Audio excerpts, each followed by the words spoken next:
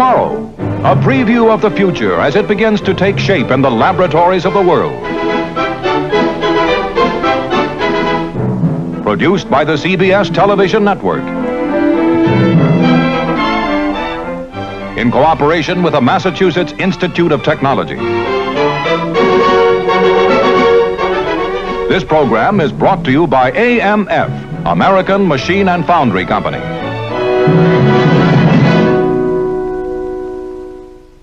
Good evening. I'm David Wayne, and as all of you are, I'm concerned with the world in which we're going to live tomorrow. A world in which a new machine, the digital computer, may be of even greater importance than the atomic bomb. Can machines really think? Even the scientists argue that one. I don't believe that we can say yet that machines do think. I have a basic question which I always ask, and that is, are these producing anything really new? Until I see a machine producing genuinely new things, I will not agree that machines think. I confidently expect that within a matter of 10 or 15 years, something will emerge from the laboratories which is not too far from the robot of science fiction fame.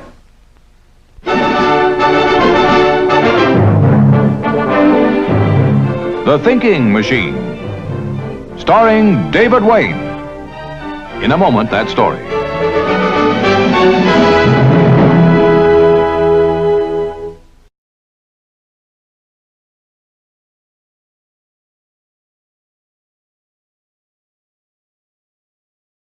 With me tonight is Professor Jerome B. Wiesner, Director of the Research Laboratory of Electronics at MIT. Dr. Wiesner, what really worries me today is what's going to happen to us if machines can think. And what interests me specifically is, can they?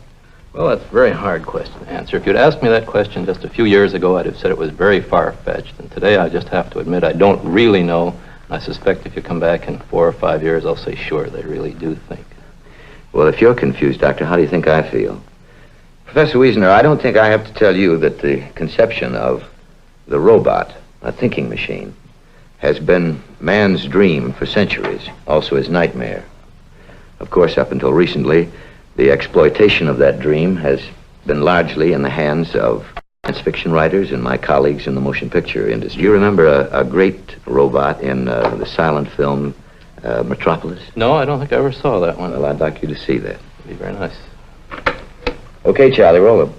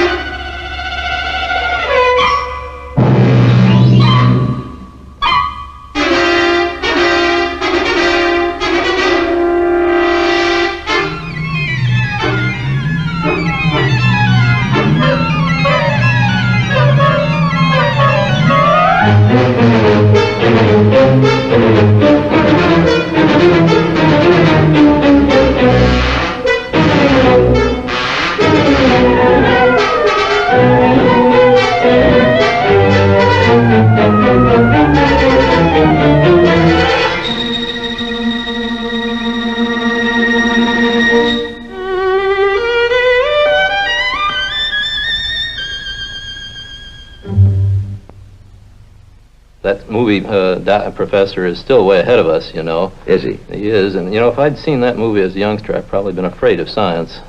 Doctor, when that film was made, and it wasn't too long ago, the thinking machine concept was still in the realm of make-believe. What do you think about it today? Well, the reason that's such a very hard question to answer is we know so very little about thought processes or about information that makes up thought processes. You know, there are many things which machines can do today which, if they were done by human beings, you would certainly call thinking.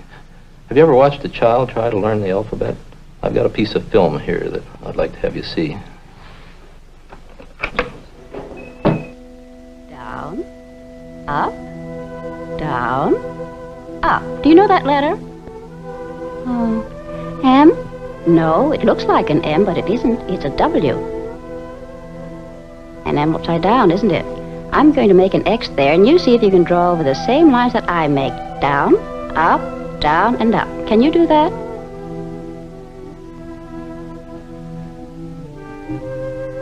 The same lines, honey. That's right.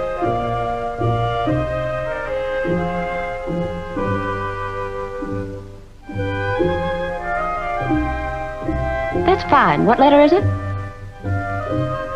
W. That's right, good. Now you see if you can make it. Of course she makes mistakes at first. The real question is, how does she ever learn to get them right?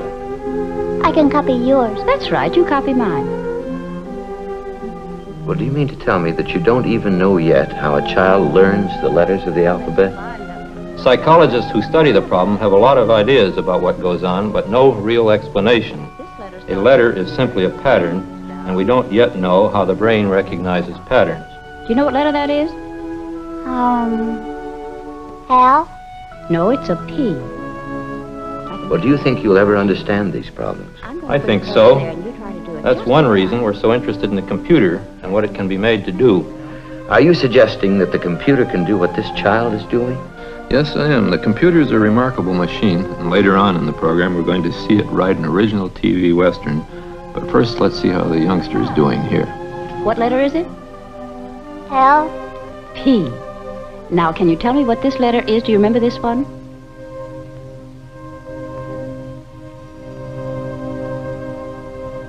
It's a W.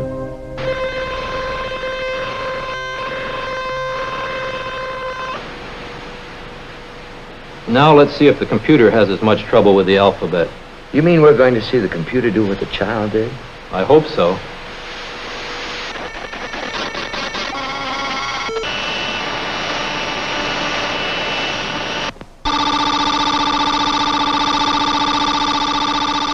Now, does that really prove that machines can learn? I'll tell you what it does.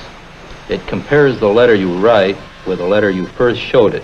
And as it gets more and more information about what is called a W, for example, it is more and more better able to make a judgment about whether the letter that's being written on the screen is in fact a W or not. Let's see. Okay, Larry, let's read in the program again. Well, at least I know what a program is. A program's the rules you want the computer to follow. Now what are they doing? Showing the computer the alphabet for the first time? Yes, in just the same way the teacher did with a child. Incidentally, for convenience, you see we're using P's and W's too. Okay, now we have those characters in the machine. We'll try some tests with them. Here's a W.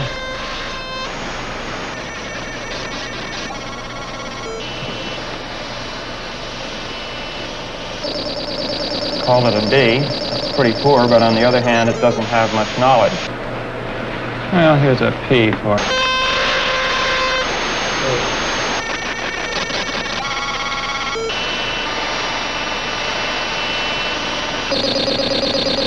Try another P. Should get it this time.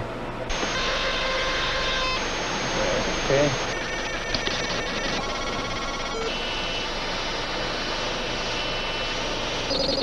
Wow. Well, now that's luck. That's pure luck. No, as a matter of fact, one thing the computer can't do is fool the teacher. On the next try, look at the line below the letter. The longer the line, the surer the computer is of its answer. Good enough. That's a pretty good percentage as indicated by that bottom bar. 80%, sure. That's pretty good. Now, do you call that learning? Well, I know that if my wife and I saw our kids going through that process, we'd call it learning. So, machines really can learn. You know, we don't really know much about the thought processes, and this is why I'm so hesitant. But we are studying the problem. It's being studied in very many places and by people in many disciplines. You mean psychologists, psychiatrists, philosophers, and so on? Yes, and electrical engineers and mathematicians and others. Well, if the computer is this important, why haven't I heard more about it? Well, the computer is a relatively new thing, and we're just really getting an appreciation for the full range of its usefulness. Many people think it's going to spark a revolution that will change the face of the earth almost as much as the first industrial revolution did. Well, now this brings me back to my original question. Can machines think? Now, I mean by that thinking, that process we try to avoid when we have a problem to solve. You mean like I'm trying to do in avoiding your question? Do you remember that puzzle about the cannibals and the missionaries? I do remember that. That's when we tried to cross the river with the missionaries and the cannibals without the missionaries getting eaten. Yes, that's the one. Well, out at Carnegie Tech, Professors Simon and Newell are doing some very interesting work trying to understand that kind of logical problem. Let me show you. Problem. This is Professor H.A. Simon. 3 missionaries and 3 cannibals are trying to cross a broad river so that they can reach a town on the other side. They have a rowboat, the cannibals. They have a rowboat, which will, however, hold only 2 at a time. All of them know how to row. There's one difficulty. No group of missionaries and cannibals may be on either side of the river at any time if the cannibals in the group outnumber the missionaries, because the missionaries would be eaten. Now, the problem is to plan a series of trips that will get all 3 missionaries and all 3 cannibals across the river in the boat without anyone being eaten. Do you have any questions now, Barbara? Well, you may start now. Please remember to say aloud as much as you can about what you're thinking, and you may move the missionaries and cannibals to try different combinations of them. There's only one boat. There's just one boat, and only 2 can sit in it at a time.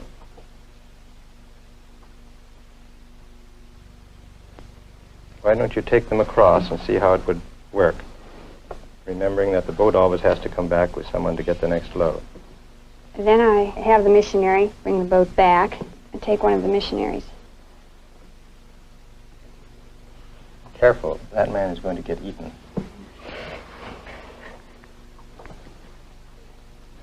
Well, I guess I wouldn't do that.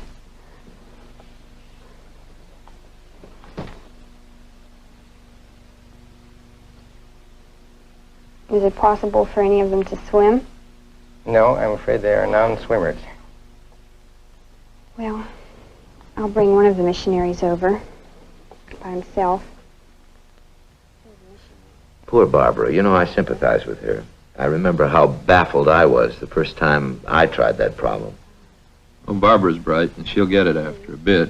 As a matter of fact, in a moment I'll show you her solution. That's why Professor Simon asks her to talk aloud as she works, so you'll have a record of what she says. And then I'll bring the other one over, and that's it. Very good. That's the correct solution. And now we'll go and try the same thing out with the computer on the coast. Oh, no. Now, don't tell me you're going to try to get that computer to do the same thing. Has it found the solution already? Yeah, and in just a second we'll have a chance to look at the answer.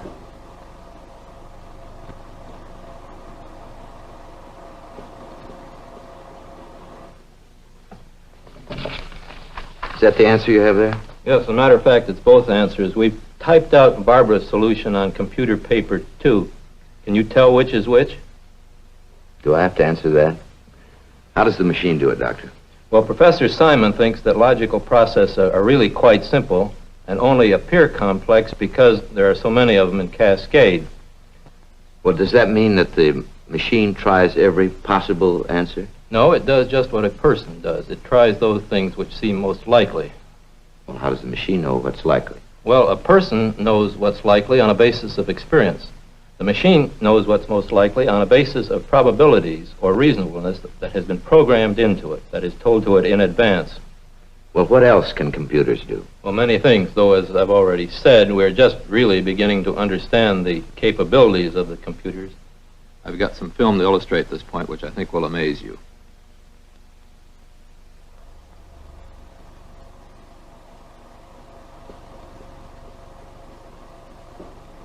That man isn't playing checkers against a computer, is he?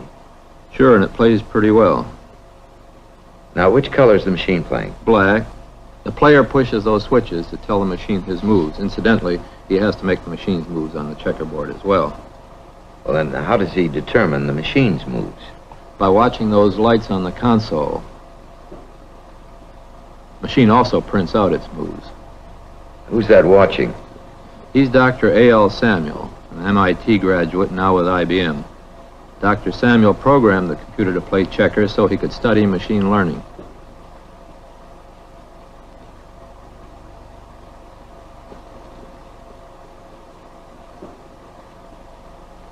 Let's see what it's printing out now.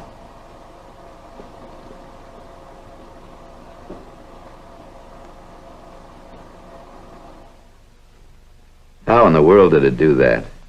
Dr. Wiesner, how does a computer work? Well, it would take too long to give you a detailed explanation, but I think I can give you a simple explanation of the principles if you want. You can make a little box that you can put signals into, and every time you put a pulse into it, it adds. And with these devices, you can make adders, you can make multipliers, and you can make devices which do a number of other mathematical operations.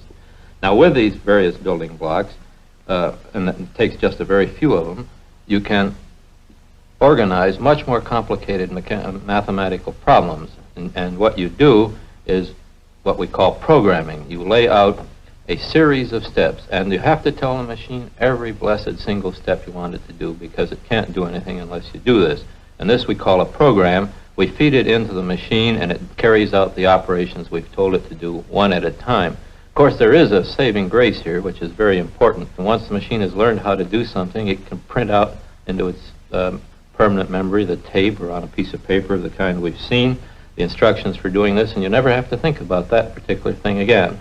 Well, does the nervous system work like a computer? No, not really, though there are many similarities between computers and living nervous systems. But neurophysiologists who work on the problem think there are many more differences than there are similarities. The fact of the matter is, though, that both systems use electrical signals, that is, electrical potentials and pulses. Well, then, by following the complicated steps that a computer takes, the steps and stages in solving a problem, can you learn how or more about how the nervous system works? Well, what you can learn is a good deal about thought processes, or at least simulated thought processes by this method, but it's very dangerous to carry this analogy too far. Well, if I told you all about my particular problem, could you solve that on a computer? Well, it'd probably take a That's psychiatrist. my problem. I think I better ask my question over again. You have to tell a computer what to do. In other words, all of the computers that we've seen have been programmed, that is, have been told by men what to do. Yes, but you know, that's really not a valid argument, because there's every evidence that men are programmed too, that is, they have certain built-in programming. Now, wait a minute, Dr. Wiesner. Are you suggesting that men are born with something put in their brains, like men put information into a computer? Yes, they're not only born this way, but they get programming in other ways. That is, there are really two ways in which you can get programming. There is the hereditary part, that is the part you're born with, and you can also get information or programming in your brain by experience, that is, by learning. Well, surely in higher animals, learning is more important. We like to think that anyway. Can you give me an example of programming in something that's alive? Yes, I can. I've got something over here. Can you tell me what this silhouette's supposed to represent? Well, it doesn't remind me of anything in particular. If I hold it up here like this, does it look like a goose to you? Yes, it does. Now, if I turn it around, what's it make you think of? Well, if we're still thinking about birds, I'd say it was a hawk. You did pretty well. Let's see if a duck can do as well. The ducklings used in this experiment have been raised in isolation. They've never seen any other birds. And there I see is our friend the goose.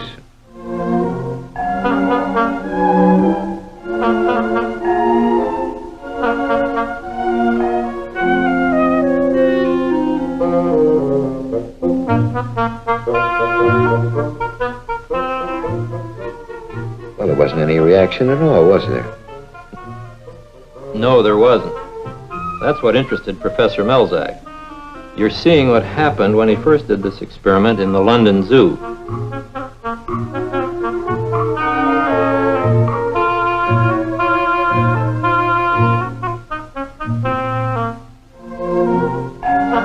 If you were a duck, would you worry if you saw a goose?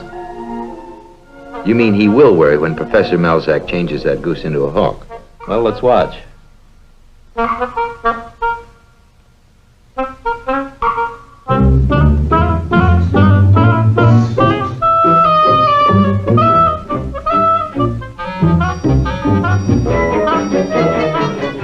Oh, that's a really frightened duck. Well, not all ducks react this way. Some are simply wary when they see their first hawk.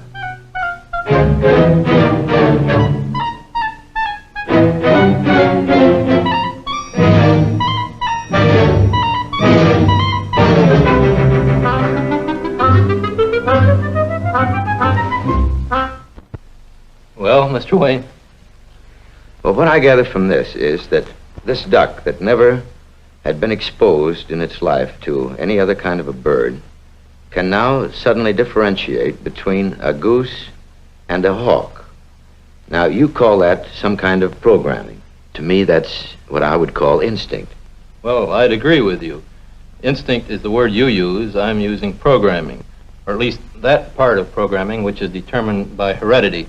You see, animals seem to start life with a large part of their nervous system knowing what to do. That's the reason why we breathe and why our heart beats and why babies know how to cry or when to cry when they need help. Well, do you mean that instinct turns out to be some kind of programming that we're born with? Yes, that's using our language. Let me show you some very interesting research that was done on the frog last year at MIT by Professors Letvin and Maturano, which seems to indicate that some animals, at least, are born with very much more built-in information than we used to suspect was the case. Well, does it show that we're born with programming? But what it does show is that in the frog, at least, the frog's eye reports only very specific information to the brain. You mean that the optic nerve of the frog doesn't report everything it sees? No, it reports only very specific things which seem to be very important to the survival of the frog. Let's take a look at the next film. Well, now, the frog doesn't pay any attention to those dead flies. Isn't he hungry? Sure, but his eyes don't see them. He's hungry, all right. Watch. Well, if he didn't eat any of the dead flies, why did he eat the fly on the string? Well, you know, that's what Professor Letvin's trying to find out. It seems that the frog only sees things that move. Here, Letvin's looking through the microscope into the frog's brain, preparing to put a tiny electrode into one of the fibers in the frog's optic nerve. You mean when the fiber sees something, it'll send a signal through the electrode that we can see? Yes, and you'll hear it, too. Now Professor Letvin is putting a target, that semicircular hemisphere, in front of the frog's eye. And then, using a magnet on the back of the target, he can move a small metal disc around the target until he finds the point at which the particular fiber is looking.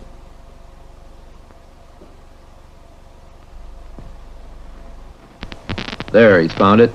See, it sends an electrical signal through the electrode.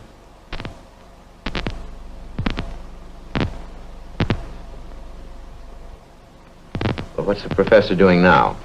Well, he's trying to find out just what kind of things make this particular fiber react.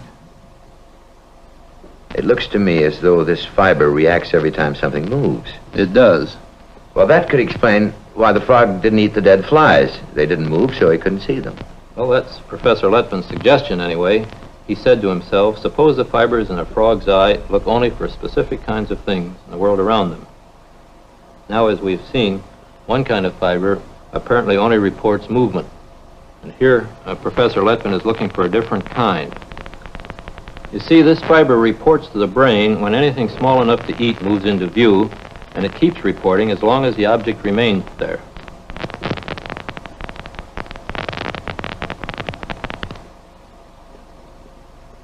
Well, why did it stop reporting when the light went out and then fail to report when it came back on? Well, think of the light going off as a shadow passing overhead, an owl, say. And apparently in a dangerous situation, the frog's eye only reports the danger, not food. Watch now as a long bar is passed through the field of vision.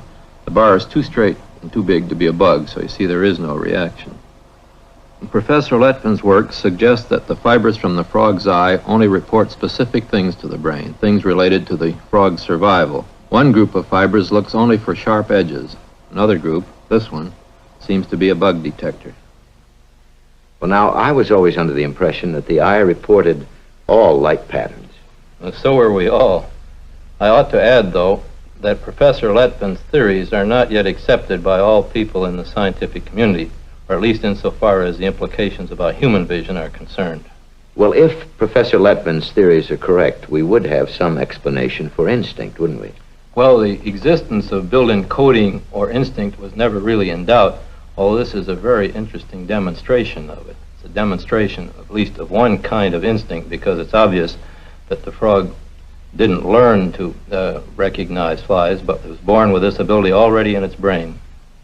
Well, now, if I may say so, people aren't frogs, are they? Well, no one really suggests that people are pre-coded to the same extent that frogs are, but it's very clear that people also are born with a certain amount of information built into their nervous system. Let me show you something that'll prove this point. We're going to Geneva to the laboratories of Professor Jean Piaget and his associates. This is Dr. Barbel Inhelder working with a youngster of 5. By the way, how's your French, Mr. Wayne? Well, it's not very good, I'm sorry to say. Well, Dr. Inhelder here is filling one glass with milk. Then she's asking the child to fill his with exactly the same amount as she has in hers. Du lait à boire exactement la même chose dans ton verre.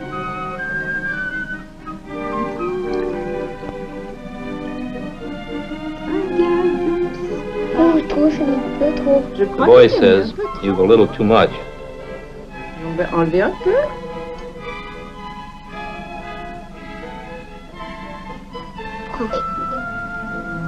C'est maintenant la Is même it now the same height?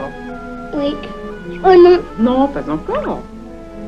Faut que ce soit exact. Voilà. Exactement la même chose. Là, c'est la même chose. Exactement la même chose. Regarde. C'est parfait. Non. He's a real stickler, isn't he? Comme ça. Oui. Voilà. On a exactement la même chose à boire. Oui. Alors, moi, j'aimerais boire mon lait dans ce grand verre. I would prefer to drink my milk in the tall glass. Voilà. I have poured it all in the tall glass. Tu vois? Oui. Alors, regarde. Toi, You and I, have we est-ce qu'on a still encore the la same même amount? chose de lait à boire? Non. Non. Qui a Who plus has à more? boire? Verre. Ici, dans ce verre, this il y a glass? plus à boire. Comment le But voir? how do you know? Parce qu'il est plus grand. Because it is taller. C'est chaud. Well, that's delightful, isn't it?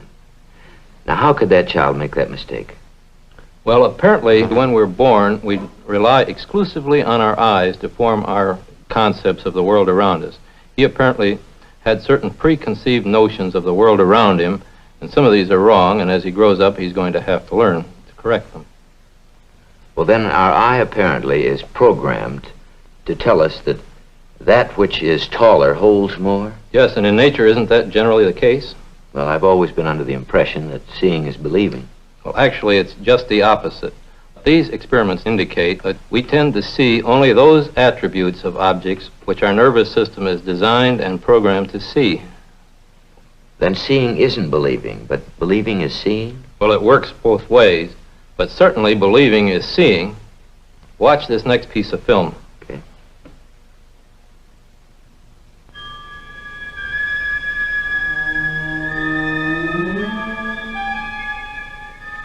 Professor Wiesner, I've seen this before. Now, that window isn't square. You see, one side is longer than the other. Yes, but no matter how many times you've seen it, I'll bet you still can't see through the illusion. What's the window doing now? It's revolving. I know it's revolving. Of course it is, but I'm certain that you don't see it that way. You see it as though it were oscillating back and forth.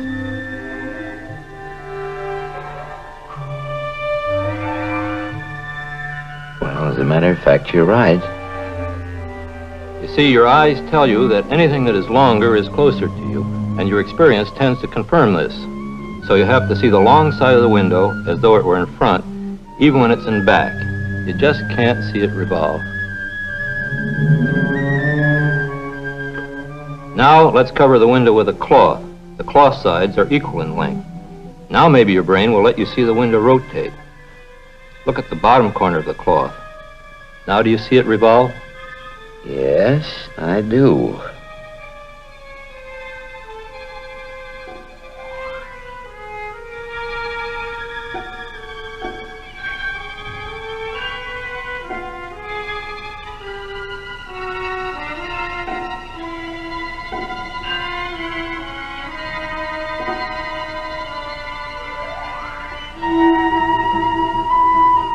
Now let's put a tube through the window.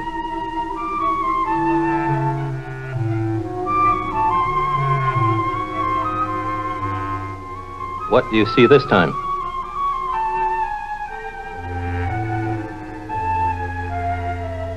Well, that tube is bending back on itself.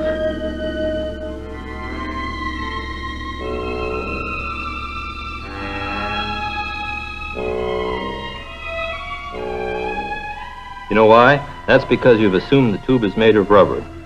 Now, if you tell yourself that it's made of steel, you'll see it cut through the window instead of bending. Am I right? Well, now I have to think real hard that it's steel, right? Right. It's steel. It's steel. Well, I'll be. Yes, you are right.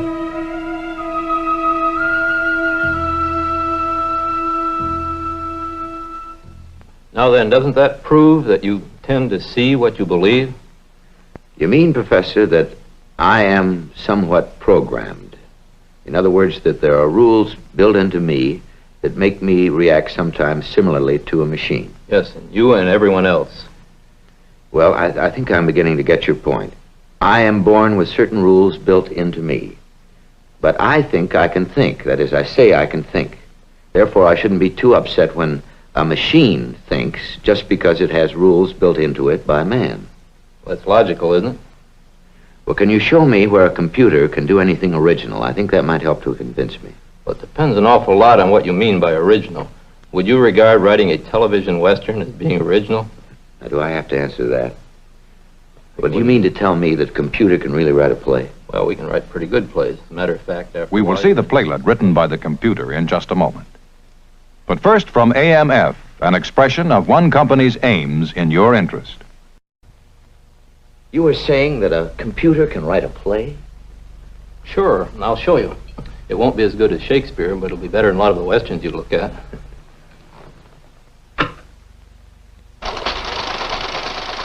I suspect by now you've seen enough of computers in action. So let's just watch the computer print out its play. That's Harrison Morse, who did most of the work on this computer program.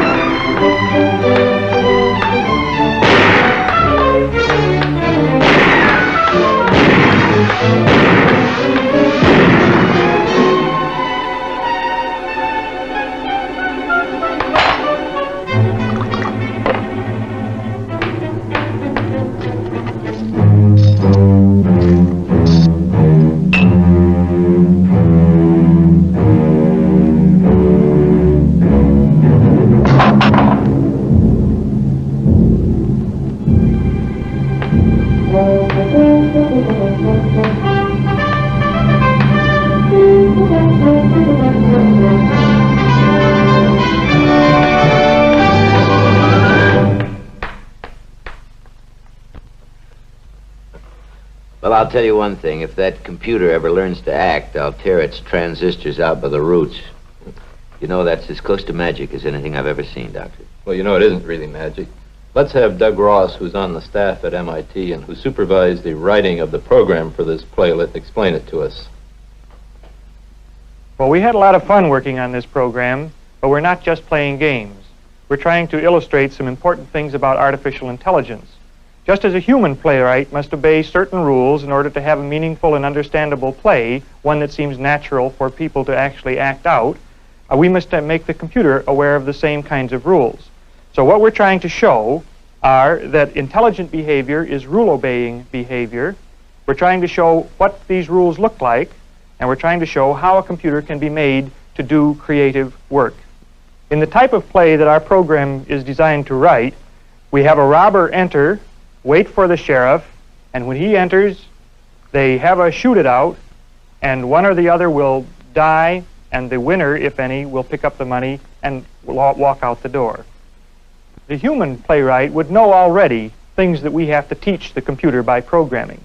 For instance, if the gun is in the hand and the hand is on the robber and the robber is in the corner, the human knows immediately that the gun is also in the corner. But we must make the computer able to keep track of all these things.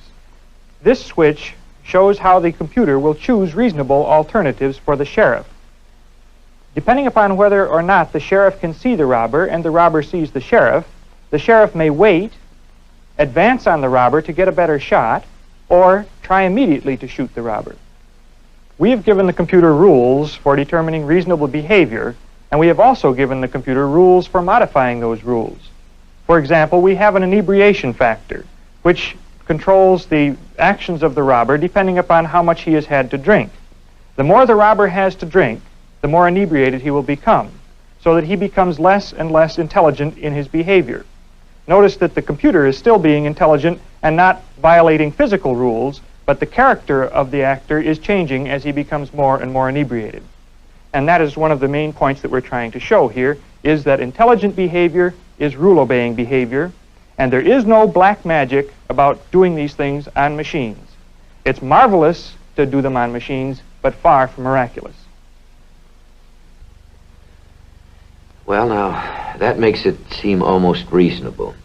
But even so, how can I be sure that the computer wrote the script and not the scientist? Well, you know, if we had written the script and stored it in the machine's memory, it would print out the same play every time. Doesn't it? No, it doesn't. As a matter of fact, the plot is the same. The play it writes is different every time. It's sort of like a mystery story writer. Matter of fact, we've written about 50 plays, and here are several of them the machine has printed out. Would you like to see another one of them? Certainly would. Okay.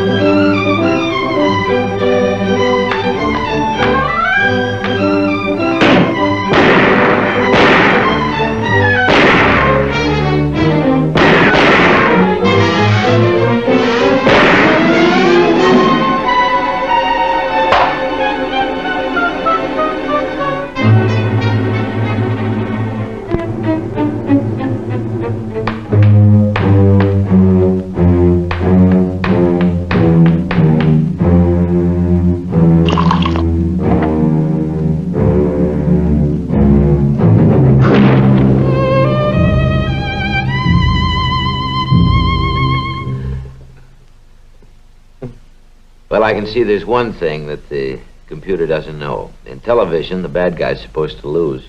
Yeah, you know, there are many things the computer doesn't know. And even worse, sometimes the computer just doesn't work. Well, what happens then? Well, almost anything. For example,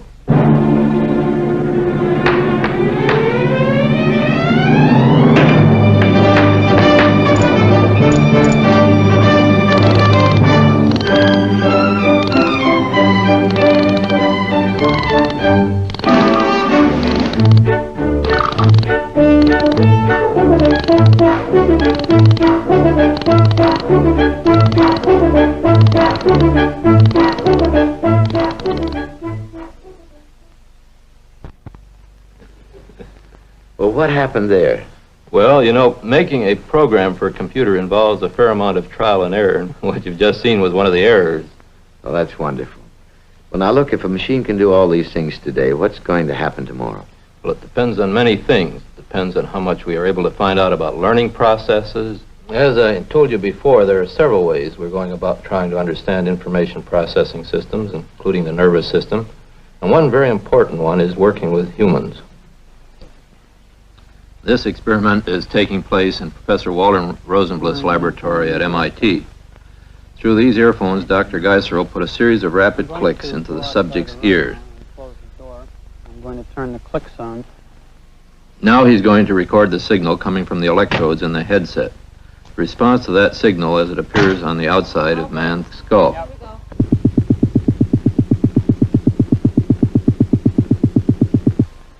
But hasn't this kind of recording been done for a good many years? Well, no. Recording from the skull has been done for a long time, but what you used to get was a picture of all the electrical activity in the brain. In these experiments, the computer lets us concentrate on the specific electrical activity that's a direct result of the clicks that the man hears. In other words, Dr. Wiesner, the computer allows you to learn a little more about signals in the human brain than you knew before. Well, the peaks and valleys you see there are a result of the clicks that that man is hearing.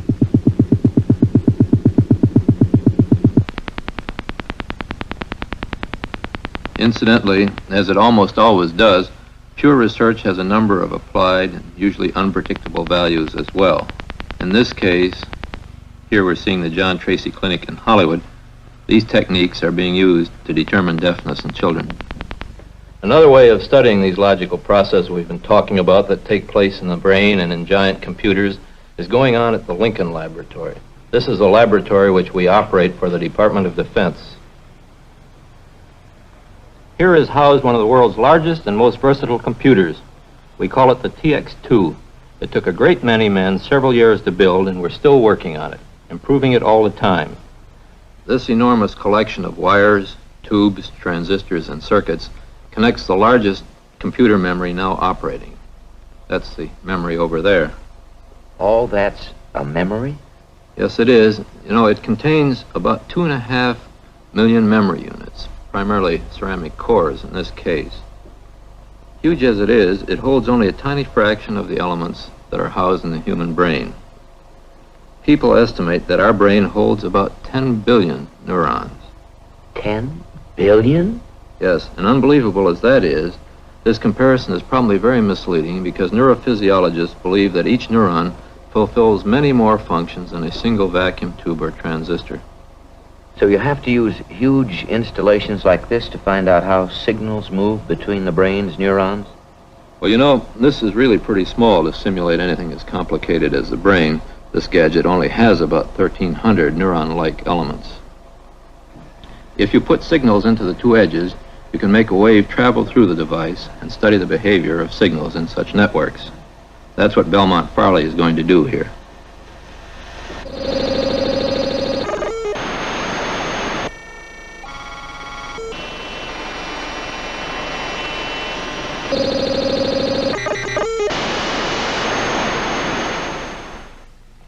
Are scientists everywhere using computer machines like this to study learning? Yes, they are.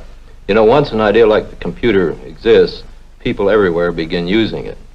That's one of the reasons why there can't really be any secrets in science for very long. Matter of fact, I recently saw work similar to this in Russia. Well, if fabulous machines like this are being developed everywhere, what's going to happen to us all tomorrow? Who's going to be in charge, machines or men?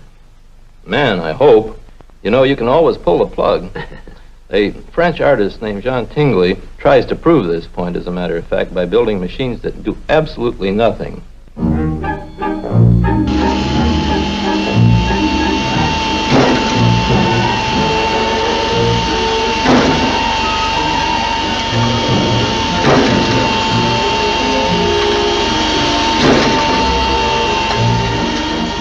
You know, modern research can chew up money faster than Tingley's machines do it.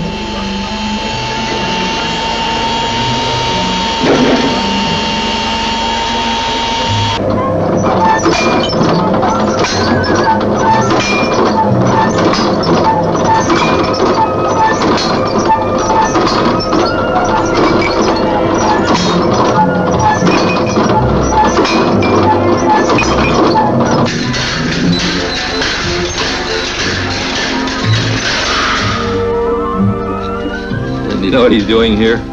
By pumping that bicycle, he's drawing a picture.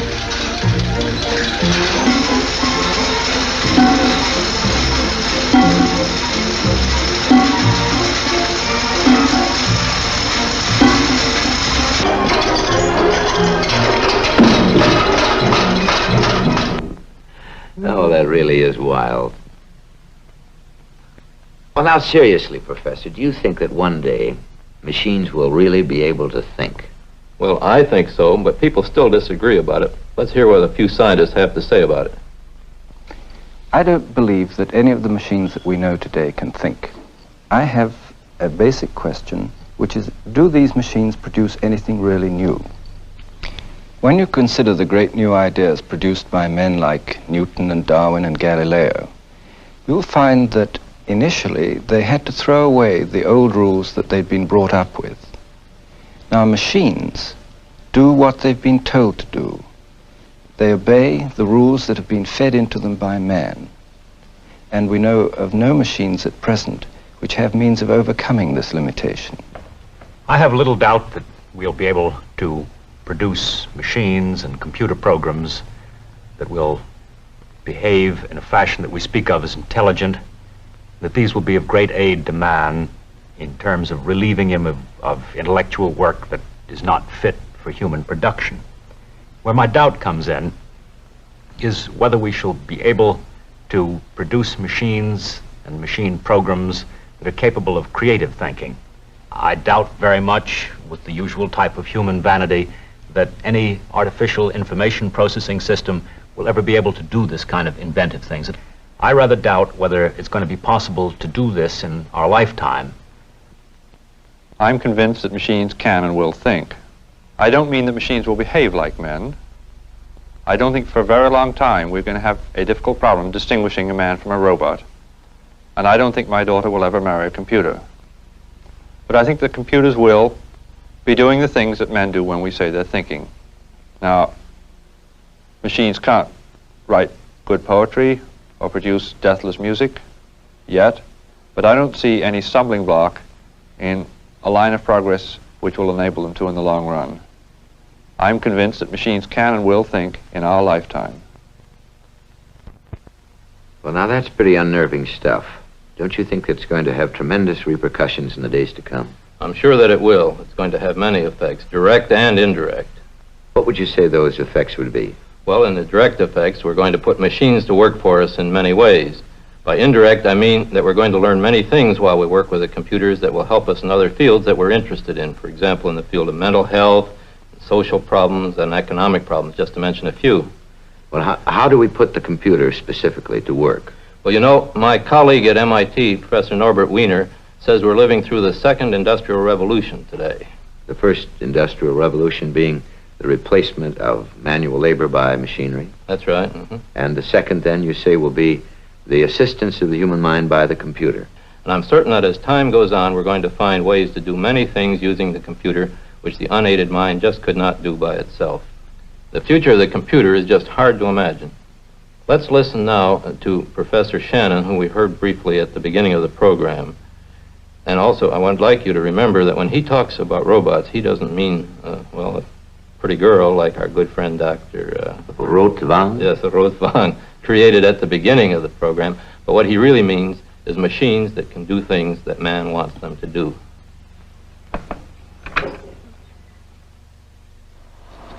In discussing the problem of simulating the human brain on a computing machine, we must carefully distinguish between the accomplishments of the past and what we hope to do in the future. Certainly the accomplishments of the past have been most impressive. We have machines that will translate to some extent from one language to another, machines that will prove mathematical theorems, machines that will play chess or checkers, sometimes even better than the men who designed them. These, however, are in the line of special purpose computers aimed at particular specific problems. What we would like in the future is a more general computing system capable of learning by experience and forming inductive and deductive thoughts. This would probably consist of three main parts. In the first place, there would be sense organs akin to the human eye or ear, whereby the machine can take cognizance of events in its environment. In the second place, there would be a large, general-purpose, flexible computer programmed to learn from experience, to form concepts, and capable of doing logic. In the third place, there will be output devices, devices in the nature of the human hand, capable of allowing the machine to make use of the thoughts that it has had, or the cognitive processes, in order to actually affect the environment. Work is going on all of these fronts simultaneously, and rapid progress is being made. I confidently expect that within 10 or 15 years we will find emerging from the laboratories something not too far from the robot of science fiction fame. In any case, whatever the result, this is certainly one of the most challenging and exciting areas of modern scientific work. Exciting and challenging, but doesn't it worry? Well, sure it worries me.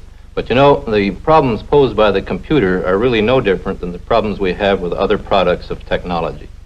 It's going to take a great deal of wisdom on our part to manage them, but if we do, we're going to make a much better world.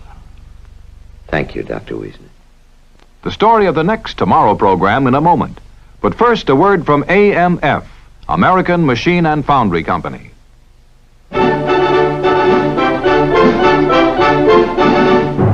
Next month, over many of these same stations, Tomorrow will present Big City 1980, a picture of the city you will live in tomorrow.